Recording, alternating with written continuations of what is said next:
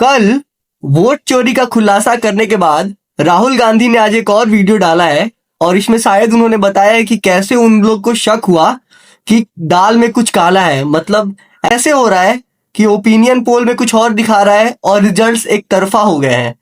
तो पूरा प्रोसेस कैसे इनको समझ में आया, चलो देखते हैं। राजनीतिक परिवार में पैदा हुआ। जब मैं छोटा सा था 1980 में प्रियंका और मैं घर में लेई बनाते थे, रात को निकलकर पोस्टर चिपकाते थे। चुनाव समझता हूं, 20 साल से मैं स्वयं चुनाव लड़ रहा हूं। पोलिंग कैसे होती है, पोलिंग बूथ कैसे मैनेज किया जाता है, वोटर लिस्ट, फॉर्म 17, ये सब मैं गहराई से समझता हूं। कुछ समय पहले हमें दाल में काला लगा। चुनाव के नतीजे आते थे, मूड एक तरीके का होता था, रिजल्ट दूसरे तरीके का। मुझे याद है उत्तराखंड में हम चुनाव हारे। बाद में मैंने कैंडिडेट से पूछा कि जहां रोड शो हुआ था वहां जाके देखिए हमें कितने वोट मिले। हजारों लोग आए थे, पोलिंग बूथ में किसी ने वोट नहीं किया। यह असंभव था, यह हो ही नहीं सकता। उसके बाद छत्तीसगढ़ और मध्य प्रदेश के रिजल्ट, हमें लगा कुछ ना कुछ गलत हो रहा है। 2018 में मध्य प्रदेश में चुनाव होता है, हम जीतते हैं। हमारी सरकार चोरी हुई थी। 2023 में चुनाव होता है, मैंने अपने आंखों से भारत जोड़ो यात्रा में देखा, भयंकर एंटी इनकम्बेंसी, और हमें 65 सीट मिलते हैं। एमपी में तो किसी को विश्वास नहीं था कि बीजेपी जीत जाएगी। खुद बीजेपी को भी लास्ट टाइम पे लाडली बहन योजना के चलते सारा वोट इनको आ गया। सारा चोरी हुआ था भाई। कोई योजना के हेल्प से रातों रात चुनाव के नतीजे नहीं बदल जाते हैं। इम्पॉसिबल, हो ही नहीं सकता। और फिर महाराष्ट्र में पहली बार हमें सबूत मिला। विधानसभा और लोकसभा के बीच में जादू से नए वोटर आते हैं, और जहां भी इन नए वोटर्स ने वोट किया वहां वोट बीजेपी को गया। महाराष्ट्र चुनाव के बाद जब हमें डाउट हुआ, हमारे गठबंधन के सारे नेताओं ने प्रेस कॉन्फ्रेंस किए और हमने इलेक्शन कमीशन से कहा कि आप हमें वोटर लिस्ट दीजिए, वीडियो रिकॉर्डिंग दीजिए। इलेक्शन कमीशन ने मना किया। ना उन्होंने हमें वोटर लिस्ट दी और ना उन्होंने वीडियो रिकॉर्डिंग दी। डाउट हुआ, क्यों नहीं दे रहे, क्या कारण है? तो हमारे दिमाग में सवाल उठा, क्या इलेक्शन कमीशन बीजेपी की मदद कर रहा है? क्या इलेक्शन कमीशन ही इलेक्शन को चोरी करवा रहा है? इसके बाद हमने एक टीम सेटअप की और हमने उन्हें कहा कि आप जाइए, एक कंस्टिट्यूएंसी में जाके ढूंढिए, सच्चाई ढूंढिए, किस प्रकार से चीटिंग की जा रही है, किस प्रकार से यह काम किया जा रहा है और कौन कौन इस काम को कर रहे हैं। सबसे महत्वपूर्ण बात यह है कि इलेक्शन कमीशन डिजिटल डेटा नहीं देता है, फिजिकल डेटा देता है। मतलब डिजिटल डेटा क्यों नहीं देते? लाखों कागज में वोटर लिस्ट दे देगा, मगर डिजिटल देखा था ना इतना सारा किसी को 7 फीट का डेटा क्यों नहीं देता? कारण क्या है?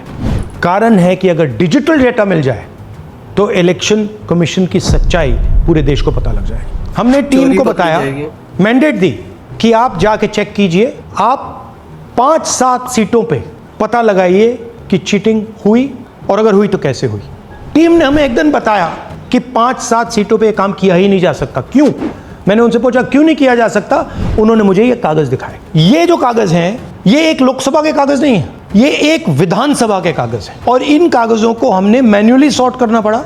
और पूरा का पूरा काम जो हुआ है, इसमें 6 महीने लगे हैं, और एक असेंबली सीट में हम ये काम कर पाए हैं। क्यों? क्योंकि डिजिटल डेटा नहीं दिया जाता। अगर इलेक्शन कमीशन, लेकिन डिजिटल डेटा क्यों नहीं दे रहे हैं? उनके पास तो अवेलेबल होगा और आज तो ऐसा कुछ है भी नहीं, एक पेन ड्राइव में चला जाएगा।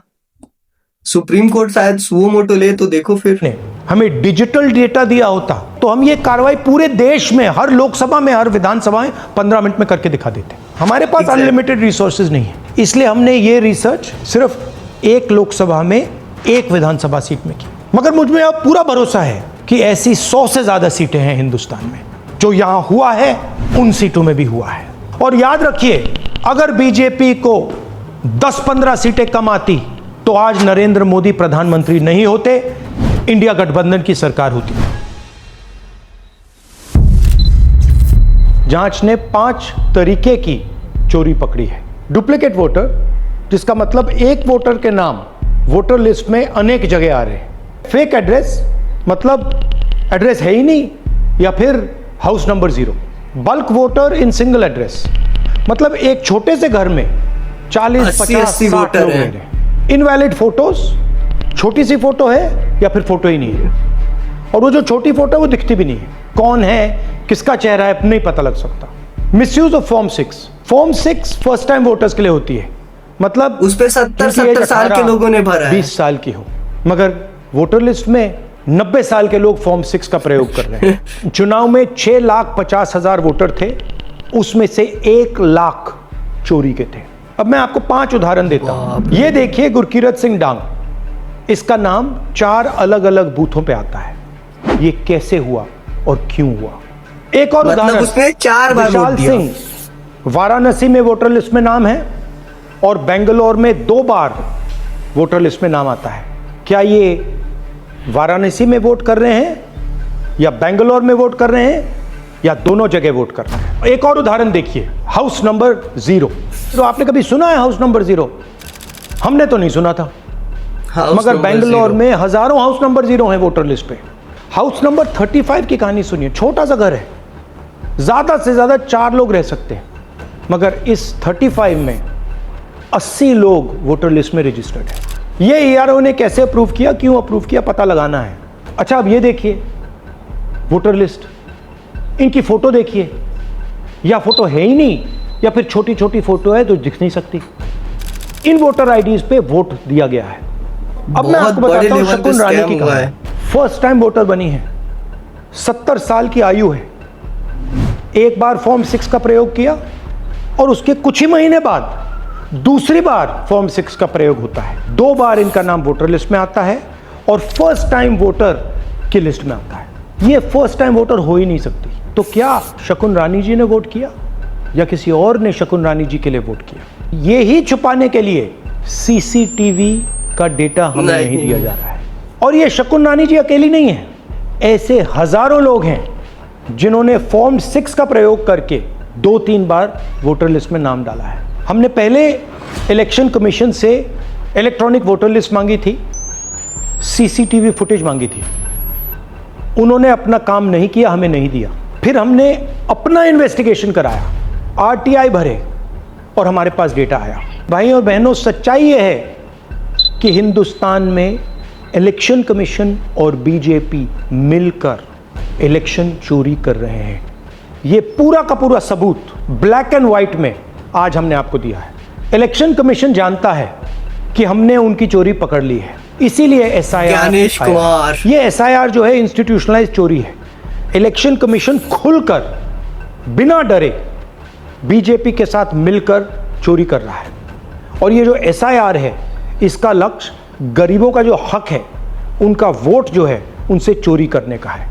मैं आपको एक और बात बताना चाहता हूं, इस पूरी इन्वेस्टिगेशन में एसआईआर से फर्स्ट ड्राफ्ट से शायद 60 लाख या 62 लाख नाम कटे हैं, और वो डेटा वाइज उन्होंने नंबर भी नहीं दिया, मतलब नाम नहीं बताया है कितने लोगों का नाम इसलिए कटा है कि ये मतलब अब नहीं जिंदा है या माइग्रेट कर गए हैं।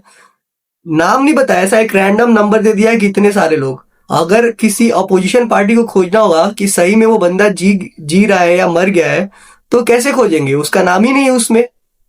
बहुत बड़े लेवल का स्कैम कर रहे हैं ये लोग मिलके। हमने वोटर एडिशन को देखा है, मगर जितना एडिशन होता है शायद उससे ज्यादा डिलीशन होता है, सबट्रैक्शन होता है।